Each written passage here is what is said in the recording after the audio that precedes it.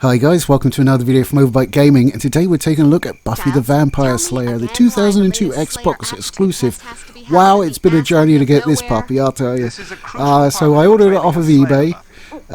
10 days later, I was like, shit, he still hasn't even dispatched it, so I went to cancel the order. Oh no, it's too late to cancel, they say. I still haven't received the fucking thing, even though it was dispatched on day 11 apparently. Sigh. So I just bit the bullet and bought another copy off of a different eBay, who did indeed do their job, and it actually arrived within 3 days.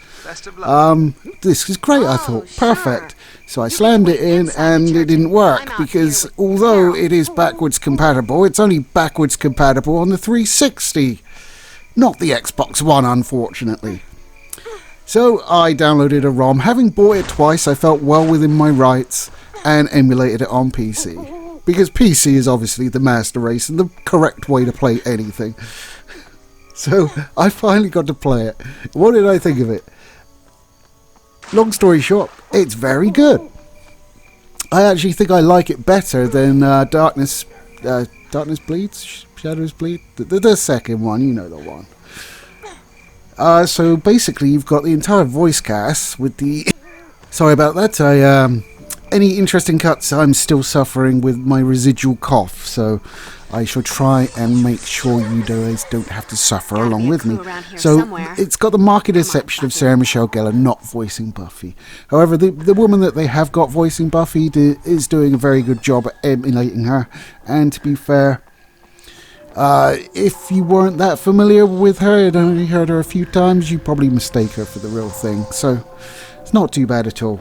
The writing is up to par. It is set in season 3 of the show and does a good job. The main storyline involves the Master trying to come back and opening doors to the demon realms to flood Earth with demons and horrible googly things.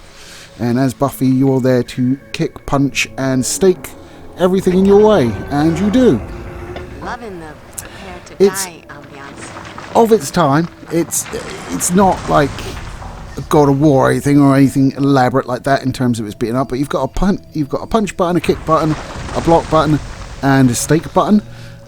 So you don't just have to use stakes to stake vampires. You can actually use stuff like mops and shovels and things like that, which is interesting. You can also knock them into scenery to stake them, which I've never managed to do on purpose, but have done by accident a couple of times. And felt very good about myself. So there you are. The way the combat works is with vampires, you whittle them down to low health and then you can stake them, otherwise it'll just like stab them for a little tiny bit of damage. Your stakes will eventually break, but you can carry a few of them and you can break stuff to get more. So it's quite nicely done in that respect.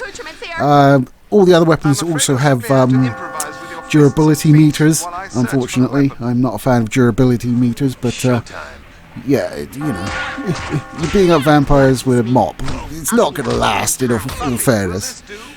So the thing that you're seeing right now is the opening, sort of the tutorial, because as I normally do, I don't like to capture late game unless I can help it, because I want you to play these. So there you are. Even if you have to emulate it, because it's a bit to get running on anything modern. So yeah. Between levels, you go back to the library where you interact with members of the Scooby Gang. So Xander will provide you with new weaponry, such as the crossbow, a super soaker, stuff like that. Obviously, you fill the super soaker with something a little bit more effective than just regular water, so it's holy water or indeed fire water. I know it has a name, but I like fire water better. Go away. Giles is there as well. He will teach you new moves, so you will have certain combos you can do, and then he will give you a new one. Generally speaking, if you're doing just punching and kicking, if you hold the last one down, you'll do a strong hit which will deplete some of your Slayer meter, which is your energy bar, which you can also use to do the more advanced combinations and your Slayer move, which I always forget about. I always forget that it's even a thing. Occasionally one of my punches will be like glowy because I've left my thumb on it because I'm a cack-handed old bastard. But generally speaking, the punching and kicking is good enough for me. And you also have Willow in the library as well that you can talk to. The way she works is you pick up gems, and basically you pick up enough, you can increase your health bar or your Slayer bar. And you talk to Willow, and she goes, "Oh, here you go. I've cast this magic spell, and you're a lot tougher now. Enjoy." So, nice. The voice acting is actually very good, as you would expect from the cast of the show. The writing itself is also pretty good. As I said, it fits in nicely in season 3, and it does have the trappings of like a multi-arc, maybe like a 2 or 3 episode sort of mini arc in the season. So you could look at it that way. It's actually written by Christopher Golden, who is I've actually read a few of his stuff. He did the Gatekeeper trilogy in Buffy books, which I've read, and he also did the Prowlers series, which was sort of like a werewolf type deal, and I've read that as well. I bought the big old omnibus just because it looked interesting, and it was. So he's written a few good things and some less good things, but I've actually read critically. He's not Christy Golden, who I got very confused because I didn't see Vampire of the Mists on his bibliography, and that's my favourite Ravenloft book. And of course that was Christy Golden, not Christopher Golden, which is, considering that's 2 unusual names that are very similar to each other and they're both novelists, I feel like reality duped me there, and it's not my fault, but whatever. It's that one. Nothing to risk. All right. Check the Slayer. What don't I like about the game? Well, graphically, it's actually pretty good, to be honest.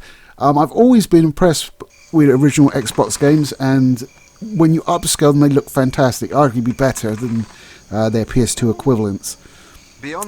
So nothing to complain about there. However, the save points could be a little bit more generous, shall we say. There's some sort of insta-death platforming. Now, it's not the most terrible platforming in the history of the world ever, like Ultima level platforming or anything like that, but Buffy jumps a surprisingly long way, and you have to get used to it before you stop overshooting shit, and I haven't really ever gotten used to it. So insta-death falls with the checkpoint basically at the start of the level, that wasn't fun. No, I mean, I'd batter my way through the zombies and demons and vampires, no problem, and I just get fucked over by gravity, as per usual. So the backtracking wasn't particularly fun. I mean, it was about 10 minutes into the level, to be fair, so it doesn't sound that much, but once you've done it like 4 times, it's a bit of a pisser. So yeah, there's that. It's not egregious, it's nothing that will not even make me want to play the game again, but when it happens, you are a little bit frustrated, put it that way. Outside of that, it's exactly what you would look for in a Buffy game. It has the right tone, the right mood, returning characters, both bad guys and good guys, and yes, you thirsty girls, like any thirsty girl listens to me, but Angel is in it, so there you are. You can dribble all over him, except when he gets evil for a bit. But you know, it's Angel, he always gets evil for a bit, it's kind of his thing. So and just to clear up any misunderstandings, Angel's better than Buffy in terms of a show. The fact that it was stopped at season 5 was criminal. Absolutely criminal. Hated it. I wanted to see him ride that fucking dragon. Which I did in the comic books that followed. Because I bought those, damn it. Anyway, guys, that's all for this week. Take care, and I'll catch you next time.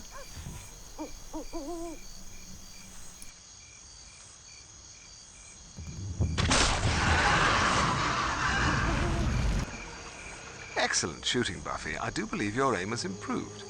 That's me. Death from above.